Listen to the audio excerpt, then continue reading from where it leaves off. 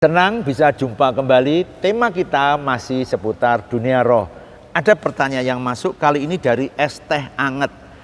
Cirinya rumah penuh roh jahat apa saja, Pak? Apakah harus dan selalu ada penampakan? Ya, untuk menjawab ini terlebih dahulu kita mesti membahas dimensi ketiga dan dimensi yang keempat, ya. Kemudian yang fisik dan non fisik. Ya.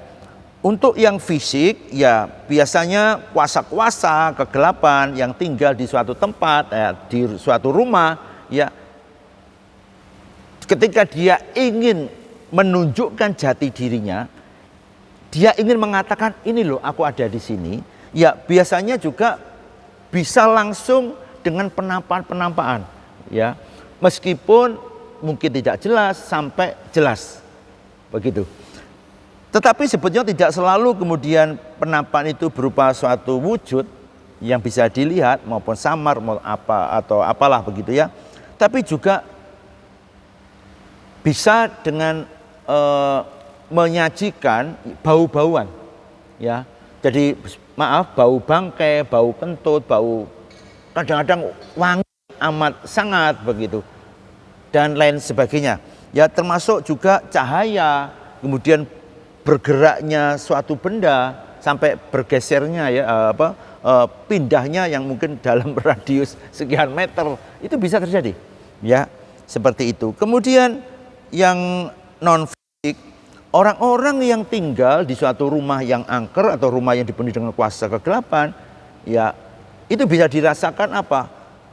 Orang-orang yang ada di dalam rumah itu kehilangan damai sejahtera, sukacita, ya. Seperti itu, mendadak kemudian sakit-sakitan, bisa juga mengalami krisis ekonomi yang sedemikian drastis, ya. Kemudian pertengkaran, percekcokan, ya, sampai kemudian keretakan dalam suatu rumah tangga dan masih banyak hal lagi sebetulnya. Jadi seperti itu, tidak melulu mesti dengan penampakan-penampakan. Tetapi yang terpenting adalah apa? Ketika rumah kita atau tempat di mana kita ada kuasa-kuasa kegelapan, jangan takut. Yang pertama, pada waktu kita takut, dia yang berani. Pada waktu kita berani, mereka yang takut. Undanglah pendoa untuk menolong, kemudian tetaplah tinggal kuat teguh di dalam Tuhan. Karena kuasa-kuasa kegelapan tidak akan bertahan di suatu tempat di mana yang tinggal di situ adalah orang-orang yang takut Tuhan, orang-orang yang teguh di dalam Tuhan. Mungkin jawaban saya tidak lengkap, tetapi semoga menolong. Tetap kuat, Tuhan memberkati.